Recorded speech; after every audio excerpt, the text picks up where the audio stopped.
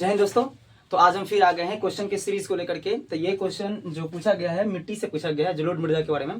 क्योंकि जलोढ़ मृदा से अक्सर जो है हर एग्जाम में क्वेश्चन पूछता है, चाहे वो बोर्ड लेवल का एग्जाम हो, चाहे वो डिफेंस लेवल का एग्जाम हो, चाहे वो बिहार पुलिस का एग्जाम हो, चाहे बिहार दरों का एग्जाम हो, चाहे किसी भी तरह का एग्जाम हो, चाहे एसएससी हो, रेलवे हो, बैंकिंग हो, किसी भी तरह का एग्जाम होता है कंपटीशन का। तो हर एक कंपटीशन एग्जाम में खास करके जलोढ़ मिट्टी का क्वेश्चन हमेशा पूछता रहता है, क्योंकि ये एक सबसे बेहतरीन क्वेश्चन बनता है यहाँ से, और ये बहुत ही प्रचलित मिट्टी है इसके बारे में। चलिए अब पढ़ते हैं कि इस क्वेश्चन के बारे में क्वेश्चन कह क्या रहेगा।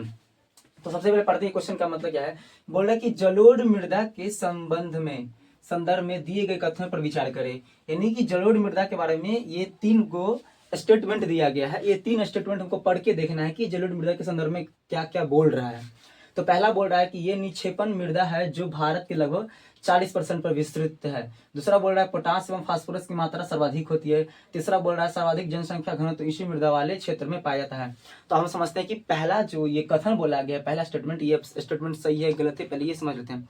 तो हमेशा याद रखिए कि जो जलोढ़ मृदा होती है वो नदी के द्वारा जो अवसाद होता है, सेडिमेंट्स होता है, उसके द्वारा लाया जाता है। यानी कि वह कैसा मृदा है, तो एक तरह से निक्षेप मृदा है। ये बात यहाँ पर सही बोल रहा है। आगे क्या बोल रहा है कि यह भारत के लगभग 40% भाग पे है। तो हाँ, ये बात सही है, क्योंकि सर्वाधिक अगर मिट्टी का विस्तार है तो वो कौन सी मिट्टी है, तो जलोढ़ मृदा है, जो कि भारत के खास करके उत्तर भारत में देखने को मिलता है। जैसे राजस्थान हो गया, उत्तर प्रदेश हो गया, उसके साथ साथ में इधर बिहार हो गया, बंगाल हो गया, ये सभी, और उसके पूर्वी तट हो गया, पश्चिमी तट का कुछ ऐसे क्षेत्र हो गया जहाँ पे नदी डेल्टा बनाती हैं। तो जो डेल्टा वाली नदियाँ भी बनाती हैं, जो डेल्टा बनता है वो भी एक तरह से नदी का निक्षेप ही होता है, नदी का अवसाद ही होता है, यानी कि वो भी एक प्रकार का जलोढ़ मृदा ही होती है। तो हम बोल सकते हैं कि यह जो है भारत के लगभग 40% भाग पर है। तो ये कथन सही हो गया, पहला स्टेटमेंट सही है। यानी कि यह निक्षेप मृदा है, यानी कि यह एक प्रकार की डिपोजिशन मृदा है। कैसे है, तो डिपोजिशन मृदा, यानी कि यह जो है सो नदी क्या करती है, अपने अंदर से अवसाद को लाती है और कहीं पे जमा कर देती है, तब जाकर के मृदा का निर्माण होता है, जिसे हम जलोढ़ मृदा कहते हैं। उसके बाद हम दूसरा क्वेश्चन क्या बोल रहा है कि पोटास एवं फास्फोरस की मात्रा सर्वाधिक होती है। तो हमेशा याद रखिएगा कि जलोढ़ मृदा में होती है पोटास की मात्रा सर्वाधिक होती है, लेकिन फास्फोरस की मात्रा क्या होती है, तो कम होती है। यानी कि फास्फोरस की क्या होती है, तो कमी पाई जाती है। लेकिन अगर बात की जाए पोटास के बारे में, तो पोटास क्या होता है, सबसे ज्यादा मात्रा में पाया जाता है, यानी कि इस मृदा में। इसलिए बोला जाता है कि सर्वाधिक उपजाऊ मृदा कौन है, सो यह जलोढ़ मृदा ही है। तो यह दूसरा बात भी क्या बोल रहा है, तो गलत बात बोल दिया गया। तीसरा बात क्या बोल रहा है, तीसरा कथन पढ़ते हैं।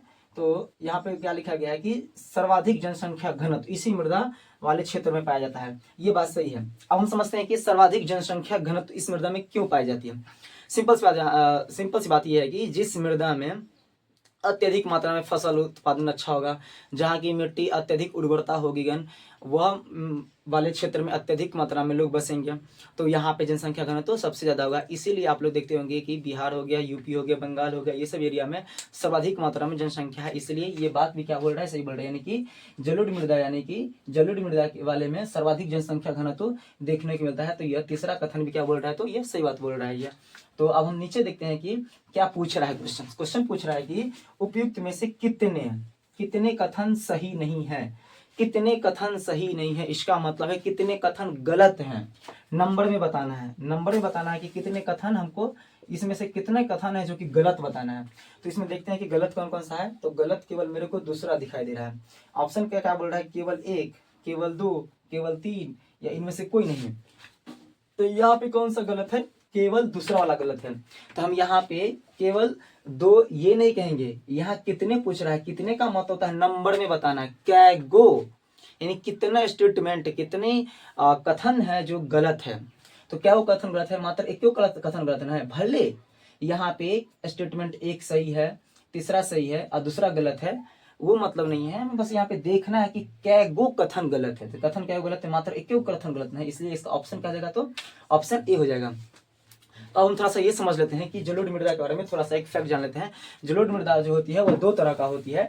एक वैसी जलोढ़ होती है जो सर्वाधिक मात्रा में उपजाऊ होती है, और एक वैसी जलोढ़ होती है जो पुरानी जलोढ़ होती है, और एक वैसी जलोढ़ होती है जो नवीन जलोढ़ होती है। तो हमेशा याद रखिए जलोढ़ के बारे में कि जलोढ़ जो मृदा होती है वो 2 तरह की होती है। एक होती है नवीन जलोढ़ और एक होती है पुरानी जलोढ़।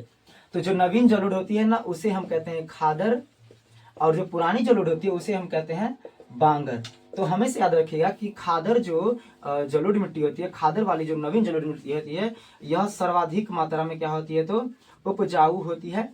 और बांगर जो होती है यह खादर की तुलना में थोड़ा सा कम उपजाऊ होती है।